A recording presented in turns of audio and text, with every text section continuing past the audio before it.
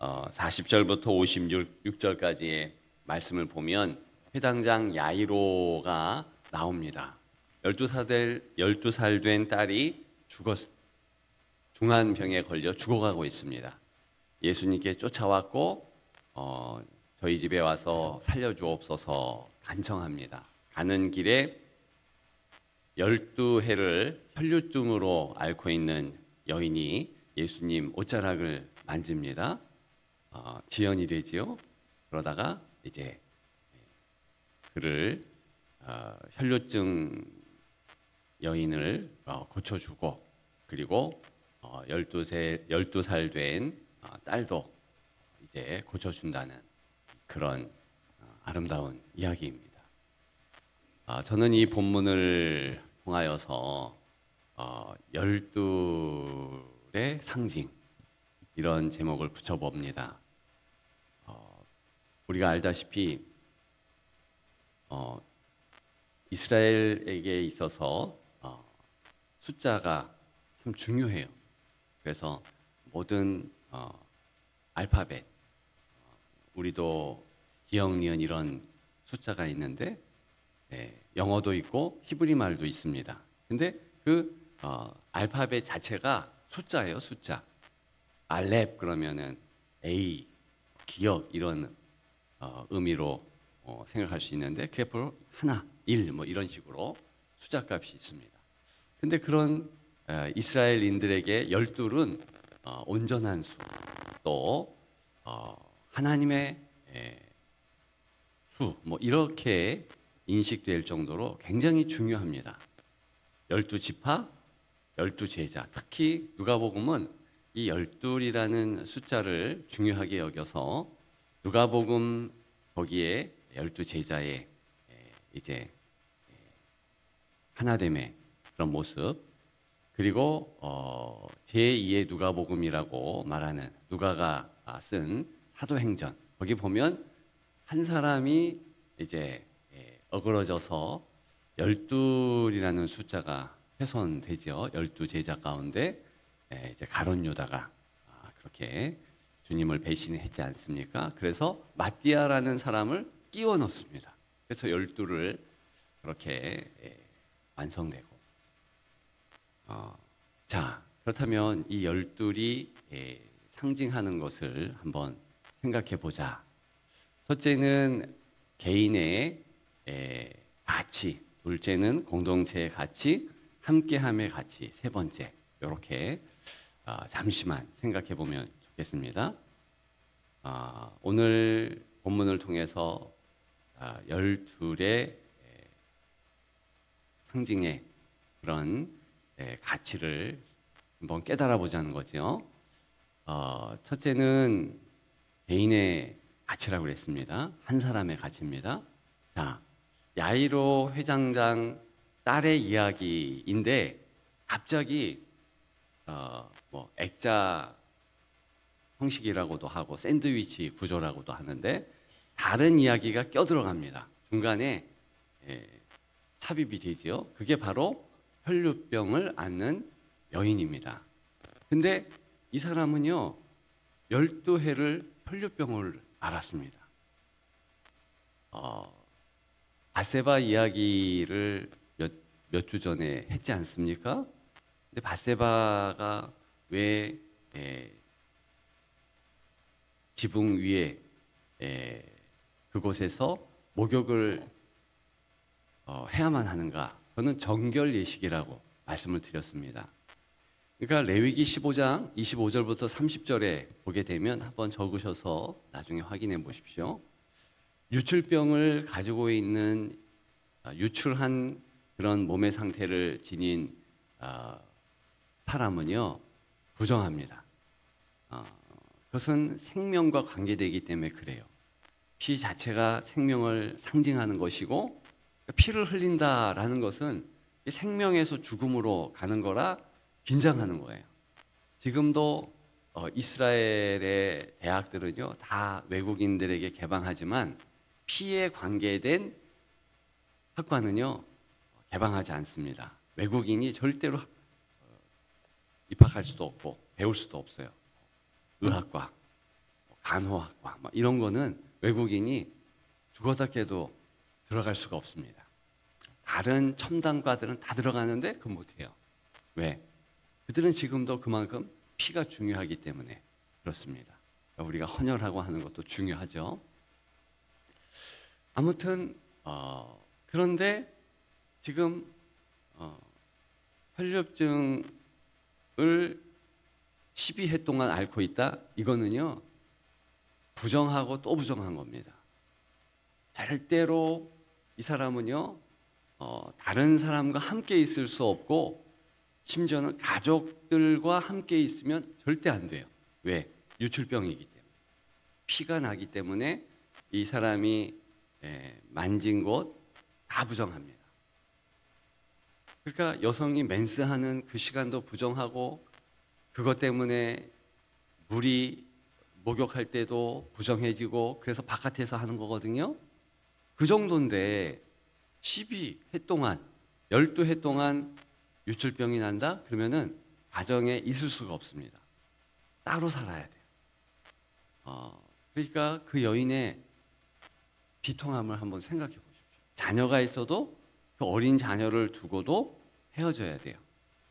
지금 이 여인의 상태를 보면 결혼하고 아이 낳고 아이가 어리고 근데 집 밖으로 나갈 수밖에 없다는 것을 알 수 있습니다. 그러니까 얼마나 힘든 상황이에요. 이런 여인에게 12라는 이 수는요 저주의 숫자예요. 저주의 숫자. 하나님의 사랑의 수, 완전의 수, 공동체의 수 그게 아니고 이 사람에게 있어서는 저주의 수라니까요. 근데 주님은 이 사람을 고쳐주시잖아요. 그 고난의 횟수 그것이 숨기고 싶은 숫자인데 주님은 그 사람을 찾아오셔서 만져주시고 고쳐주시고 이제 좀 이따 좀 더 구체적으로 살필 것이지만 그 숫자 때문에 오히려 그는 귀한 여김을 받습니다. 야이로 회당장의 딸은 또 어떻습니까? 12살이라고 그랬어요. 12살. 근데 부모의 입장에 12살은요 지금 저주의 수예요. 아픔의 수죠. 그 나이밖에 안 됐는데 중병에 걸려서 죽는 것을 보는 아빠의 심정, 엄마의 심정. 나중에 이제 세 제자와 예수님과 그리고 엄마, 아빠 이렇게만 딸의 방으로 들어가서 살려주십니다. 그 엄마의 심정이 얼마나 찢어지겠습니까? 내 자녀가 죽는다고 생각해 보세요. 비통함. 그건요 평생 짐지고 사는 겁니다. 그런 야이로의 심정. 그러니까 저주스러운 12일이라는 그 숫자 숨기고 싶지 않습니까? 어린 딸이 먼저 죽었다? 그러면 그것은요 부모에게 있어서는 말하고 싶지 않은 엄청난 저주의 일이죠. 그런데 주님은 그 사람을 찾아가세요. 살려주시고 딸을 살려주심으로 부모도 살려주는 겁니다. 왜 야이로의 이름이 이렇게 거론될까? 이것은요 초대교회사에 귀한 이름이 되기 때문에 그렇습니다. 하나님의 은혜가 있었다. 이것을 기억하시기를 축복합니다. 자, 두 번째 공동체의 가치의 공동체 가치. 말씀드렸지만 12이라는 숫자는 길갈의 12돌. 그거 그때도 얘기했죠. 돌을 모으면서 이 공동체에 대하여서 이스라엘 백성들이 가나안 땅에 들어가자마자 강조했어요. 그리고 광야 시대에 하나님께서 뭘 연습시켰냐면은 12지파가 성막을 중심으로 해서 함께 거하는 그리고 함께 이동하는 그런 일들을 훈련시켰습니다. 이게 공동체인데 지금 보세요. 지금 야이로의 딸을 고치러 가는데 엄청난 사람들이 모여서 밀고 땡기고 했습니다. 근데 그 가운데에 부정한 여인이요 막 해치고 나가는 거예요. 그러면 이 사람이 다 만지죠. 다 만지고 나중에는 예수님까지 만집니다. 이거는 다 죄인 만드는 거예요. 심지어는 예수님까지 죄인 만드는 겁니다. 이게 우리가 꼭 기억해야 할 연결된 공동체의 모습이에요.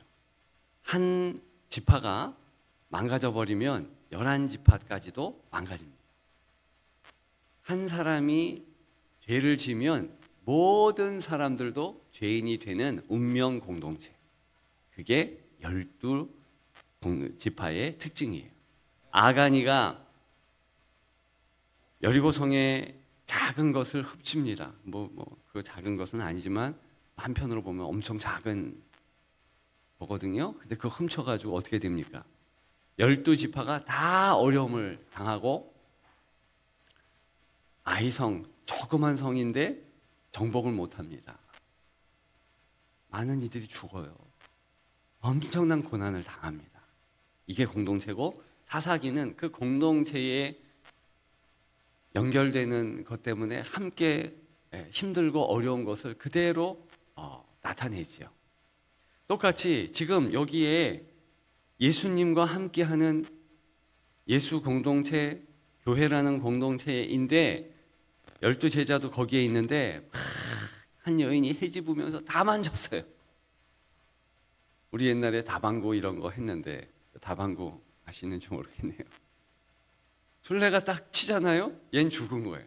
그러면 죽은 사람만 쭉 연결돼요. 산 사람이 와가지고 쳐줘야 되는데 모르시는구나. 아는 이는 알지어다. 그러니까 그렇게 해서 이 여인이 이렇게 손으로 만졌기 때문에 레위기 정결법에 의해서 다 부정해요. 예수님도 부정합니다. 그래서 예수님이요 일부러 이 여인을 중앙에 세우는 거예요. 그런 공동체 연결성을 이야기하고 특히 저는 예수님이 그 중앙에 세워서 말을 하게 한다. 이 대목에서요 감동이 아닐 수 없습니다. 엄청난 사건이거든요. 이 여인은요 한이 많아요. 12해를 혈류증으로 앓았기 때문에 공동체에서 배제가 되고 가족에서 나가게 되고 사람들 만날 수가 없는 그런 존재입니다.